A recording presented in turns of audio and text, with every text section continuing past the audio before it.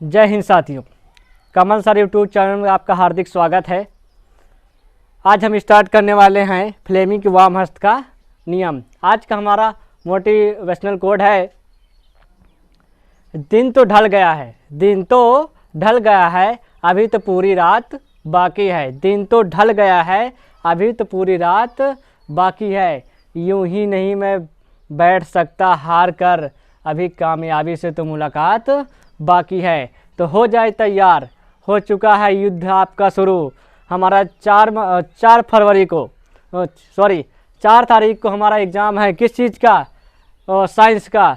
तो high school वाले और इंटर वाले यदि अभी हमारे चैनल को सब्सक्राइब नहीं किया तो सभी लोग चैनल को सब्सक्राइब कर लें और हमारे चैनल को शेयर भी कर दें। आज स्टार्ट कर रहे हैं फ्लेमिंग के वाम हस्त का नियम। एक वैज्ञानिक थे जिनका नाम था फ्लेमिंग। फ्लेमिंग ने क्या किया, एक नियम दिया उन्होंने। बाएं हाथ, वाम का मतलब होता है बाएं और हस्त का मतलब होता है नियम। फ्लेमिंग ने एक बाएं हाथ का नियम दिया जो हमारे एग्जाम में 2 नंबर का पूछा जाता है। हर बार आता है एग्जाम में 2 नंबर का। ये होता क्या है? फ्लेमिंग ने ये बताया कि अपने बाएं हाथ के अंगूठे, किसको? अपने बाएं हाथ के अंगूठे और उसके पास वाली दोनों अंगुलियों को इस प्रकार फैलाएं कि क्या हो, इनके बीच बनने वाला कोण क्या हो? 90 अंश हो। क्या हो? 90 अंश हो। एक वैज्ञानिक थे, क्या नाम था? फ्लेमिंग। फ्लेमिंग ने क्या किया, एक नियम बताया। उन्होंने ये बताया कि अंगूठा और उसके पास वाली दोनों अंगुलियों को इस प्रकार फैलाएं कि तीनों एक दूसरे के क्या रहे? लंबवत रहे। तीनों एक दूसरे के लंबवत रहे। तो उन्होंने बताया कि जो अंगूठे की पास वाली अंगुली होगी, जिसे कहते हैं तर्जनी, अंगूठे की पास वाली अंगुली होगी वो चुंबकीय क्षेत्र को व्यक्त करेगी। किसको व्यक्त करेगी? चुंबकीय क्षेत्र को। अंगूठे के पास वाली अंगुली किसकी? मतलब जिसे कहते हैं तर्जनी। क्या कहते हैं? तर्जनी। तर्जनी आप ना कह कर के सीधा ये कहते हैं कि फ्लेमिंग ने बताया कि अंगूठा और अंगूठे की पास वाली दोनों अंगुलियों को इस प्रकार फैलाएं कि दोनों एक दूसरे के क्या हो? लंबवत हो। तो अंगूठे की पास वाली अंगुली, मतलब ये वाली अंगुली, अंगूठे की पास वाली अंगुली चुंबकीय क्षेत्र की दिशा, और मध्यमा अंगुली, ये सबसे बीचों बीच अंगुली होती है, मध्यमा अंगुली विद्युत धारा की दिशा, और तथा अंगूठा लगने वाले बल की दिशा को व्यक्त करता है। मतलब कहने का मतलब कि जो तर्जनी अंगुली होगी वो चुंबकीय क्षेत्र को व्यक्त करेगी। किसको? चुंबकीय क्षेत्र को दिशा को बताएगी। जो माध्यमा अंगुली होगी, माध्यमा का मतलब होता है बीचों बीच जो अंगुली होती है, सबसे बड़ी अंगुली जो हमारी होती है, माध्यमा अंगुली जो होगी वो किसको बताएगी? विद्युत धारा की दिशा। किसको बताएगी? विद्युत धारा की दिशा को बताएगी। और जो अंगूठा होगा, अंगूठा जो होगा वो लगने वाले बल की दिशा को बताएगा। किसको बताएगा? लगने वाले बल की दिशा को बताएगा। तो कैसे लिखेंगे? एग्जाम में कैसे आता है कि फ्लेमिंग के वाम हस्त का नियम लिखिए। क्या आएगा? फ्लेमिंग के वाम हस्त का नियम लिखिए, या तो फिर आ जाएगा फ्लेमिंग के बाएं हाथ का नियम लिखिए। तो ये होता क्या है? फ्लेमिंग ने यह बताया कि यदि अंगूठा और अंगूठे के पास वाली दोनों अंगुलियों को इस प्रकार फैलाएं कि पहली अंगुली, अंगूठे की पास वाली अंगुली चुंबकीय क्षेत्र को व्यक्त करेगी। किसको? चुंबकीय क्षेत्र को व्यक्त करेगी। और माध्यमा अंगुली जो होगी वो किसको व्यक्त करेगी? विद्युत धारा को व्यक्त करेगी। और अंगूठा जो होगा लगने वाले बल की दिशा को व्यक्त करता है। तो हमें इस प्रकार लिखने से कितने नंबर मिल जाएंगे? 2 नंबर आपको मिल जाएंगे। चलिए अब बात करते हैं चुंबकीय क्षेत्र की तीव्रता की। वैज्ञानिक थे बायो-सेवर्ट। क्या नाम था? बायो-सेवर्ट। इन्होंने क्या किया, एक नियम दिया कि कोई धारावाही चालक है, अगर कोई हम उसमें दूरी मान लेते हैं और उससे किसी बिंदु पर हम निकालना चाहें कि कितना चुंबकीय क्षेत्र की तीव्रता उत्पन्न होती है। ये एग्ज़ाम में क्या होता है, कई बार या हाई स्कूल का एग्ज़ाम हो या इंटर का एग्ज़ाम हो, दोनों में पूछा जाता है। कम से कम ये 4 नंबर का आता है, 4 नंबर का आता है। तो आप लोग इसको ध्यान से पढ़िएगा।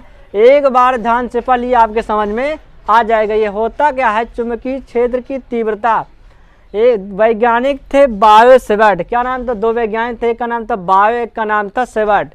इन दोनों ने मिलकर क्या किया, एक नियम दिया, और इन्होंने इस नियम को जो दिया उससे क्या किया, हम मान लेते हैं कोई तार ले लेते हैं, जैसे कहते हैं परिपथ, हम कोई परिपथ ले लेते हैं और इस परिपथ के मान लेते हैं कोई बिंदु ए है और ये बिंदु बी है। इन दोनों बीच की दूरी मान लेते हैं डेल्टा एल है। कितना मान लेते हैं दूरी, इन दोनों के बीच की मान लेते हैं डेल्टा एल। एक बिंदु पी है जिससे इससे क्या है, आर की दूरी पर स्थित है। जो हम तार लिए हैं, एक बिंदु मान लिया ए, एक बिंदु मान लिया बी, तो इन दोनों के बीच की तार की लंबाई है डेल्टा एल। फिर हमने क्या कर लिया, एक बिंदु इस तार से आर दूरी पर एक बिंदु पी मान लिया जो थीटा कोण इससे बना रहा है।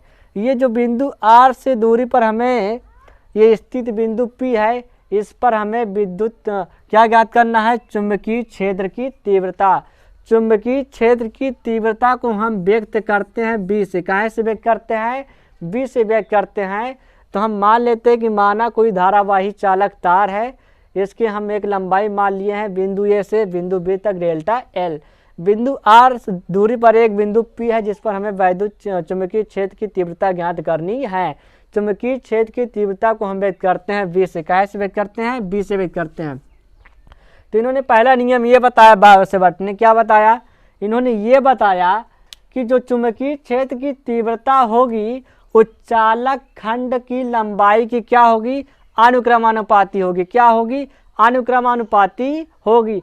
अनुक्रमानुपाती कहिए या समानुपाती कहिए। जो मतलब ये हुआ कि इन्होंने ये बताया कि जो हमने ये तार लिया है और इसका जो हमने खंड माना है ए से बी तक, इसकी लंबाई कितना है, डेल्टा एल है। इन्होंने ये बताया कि जो चुंबकीय क्षेत्र की तीव्रता होगी वो क्या होगी, चालक खंड के लंबाई के बराबर होगी। चलिए, मतलब ये हुआ कि डेल्टा बी अनुक्रमानुपाते डेल्टा एल क्या होगी, डेल्टा बी अनुक्रमानुपाती डेल्टा एल। मतलब बायो सेवर्ट ने ये बताया कि चुंबकीय क्षेत्र की तीव्रता जो होगी वो क्या होगी, वो चालक खंड के लंबाई के क्या होगी, अनुक्रमानुपाती के होगी। क्या होगी, अनुक्रमानुपाती होगी। दूसरा नियम इन्होंने ये बताया कि जो चालक में बहने वाली धारा आई है, क्या है, चालक में बहने वाली धारा आई है, धारा आई के भी चुंबकीय क्षेत्र की तीव्रता अनुक्रमानुपाती होगी। कहने का मतलब हुआ कि चुंबकीय क्षेत्र की तीव्रता बहने वाले परिपथ में मतलब परिपथ में बहने वाली धारा की क्या होगी, अनुक्रमानुपाती होगी। क्या होगी, अनुक्रमानुपाती होगी। मतलब चालक खंड हमने जो परिपथ लिया है इसमें बहने वाली धारा के क्या होगी, अनुक्रमानुपाती होगी। मतलब डेल्टा बी अनुक्रमानुपाती आई। चुंबकीय क्षेत्र की तीव्रता परिपथ में बहने वाली धारा के क्या होगी, अनुक्रमानुपाती होगी। ये दूसरा नियम है। तीसरा नियम नहीं, हाँ, तीसरा नियम ये होगा, ये वाला इसमें का है, दूसरे का। तीसरा नियम ये है, इन्होंने ये बताया कि चालक, दूसरा नियम ये बताया कि जो हमने ये दूरी माना है, कितना दूरी माना है, स्मॉल आर माना है, तो उन्होंने ये बताया कि जो चुंबकीय क्षेत्र की तीव्रता होगी, जो हमने एक बिंदु P माना है जिस पर हमें चुंबकीय क्षेत्र की तीव्रता ज्ञात करनी है, उसके बीच की दूरी के वर्ग के व्युत्क्रमानुपाती होगी। क्या होगी, बीच की दूरी के वर्ग के व्युत्क्रमानुपाती होगी। अगर अनुक्रमानुपाती कहता है तो सीधा सीधा अनुपात रहता है, अगर व्युत्क्रमानुपाती कहता है तो क्या चला जाता है, बटे में चला जाता है। तो तीसरा नियम इन्होंने ये बताया कि चालक खंड में जो बिंदु तक की दूरी होगी जिस पर हमें चुंबकीय क्षेत्र की तीव्रता ज्ञात करनी है, उसकी दूरी के वर्ग क्या होगी, व्युत्क्रमानुपाती होगी। कहने का मतलब ये हुआ कि जो ये है आपका, ये चुंबकीय क्षेत्र के क्या होगी, चुंबकीय क्षेत्र की तीव्रता इसकी दूरी के क्या होगी, व्युत्क्रमानुपाती होगी। क्या होगी, व्युत्क्रमानुपाती होगी। ये बात हो गई। इन्होंने चौथा नियम ये बनाया कि जो हमारा ये परिपथ है, मतलब धारावाही तार है या चालक है या परिपथ है, इससे जो बिंदु P रखा हुआ है ये किस कोण पर रखा हुआ है, थीटा कोण बनाते हुए रखा है। तो उन्होंने ये बताया बायो सेवर्ट ने कि इसकी ज्या, इस जो कोण बना रहा है ज्या के क्या होगी, अनुक्रमानुपाती। ज्या का मतलब क्या होता है, ज्या का मतलब होता है साइन। क्या होता है, साइन। मतलब चुंबकीय क्षेत्र की तीव्रता क्या होगी, परिपथ और उसके बीच, परिपथ और उससे बिंदु P जो r दूरी पर स्थित है उसके बीच बनने वाले कोण ज्या के क्या होगी, अनुक्रमानुपाती होगी। अर्थात मतलब ये हुआ कि डेल्टा बी अनुक्रमानुपाती साइन थीटा, डेल्टा बी अनुक्रमानुपाती साइन थीटा। पहला नियम इन्होंने क्या बताया, पहला नियम ये बताया है कि जो हमने परिपथ लिया है, जो उसकी लंबाई हमने माना है डेल्टा एल, चुंबकीय क्षेत्र की तीव्रता उस डेल्टा एल मतलब लंबाई की क्या होगी, अनुक्रमानुपाती होगी। ये फर्स्ट नियम हो गया। दूसरा नियम ये था कि चालक में बहने वाली धारा चुंबकीय क्षेत्र जो होगी उसकी क्या होगी, अनुक्रमानुपाती होगी। ये पहला नियम हो गया। दूसरा नियम ये था कि जो चालक खंड से बिंदु P जो हमने लिया है, माना है, जिस पर चुंबकीय क्षेत्र की तीव्रता ज्ञात करनी है, हमने क्या कहा कि उसकी दूरी के वर्ग के क्या होगी, व्युत्क्रमानुपाती होगी। वर्ग के क्या होगी, व्युत्क्रमानुपाती होगी, अर्थात बटे में जाएगा और वर्ग क्या है। तीसरा नियम ये, चौथा नियम ये था कि जो हमने बिंदु P माना है ये परिपथ के साथ क्या बना रहा है, थीटा कोण बना रहा है। तो थीटा कोण मतलब इन्होंने ये बताया कि जो चुंबकीय क्षेत्र की तीव्रता होगी परिपथ और बिंदु R दूरी पर स्थित बिंदु P के बीच बनने वाले कोण ज्या के क्या होती है, अनुक्रमानुपाती होती है। अब क्या करते हैं, चारों नियम को हम मिला देते हैं। चारों नियम को क्या कर देते हैं, मिला देते हैं। तो लिखेंगे चारों नियम को मिलाने पर, जब चारों नियम को मिलाते हैं तो डेल्टा बी अनुक्रमानुपाती क्या हो जाएगा, delta L into I into sine theta upon R square. क्या बन गया, delta L I sine theta upon R square. अब क्या करते हैं, ये जो हमारा अनुक्रमानुपाती का चिन्ह है इसको क्या करते हैं, हटाते हैं। पहले हम बात कर चुके हैं, जब भी कोई अनुक्रमानुपाती चिन्ह हटाया जाता है तो कोई न कोई एक नियतांक निकलता है। ये नियतांक क्या होता है, चलिए हटाते हैं इसको।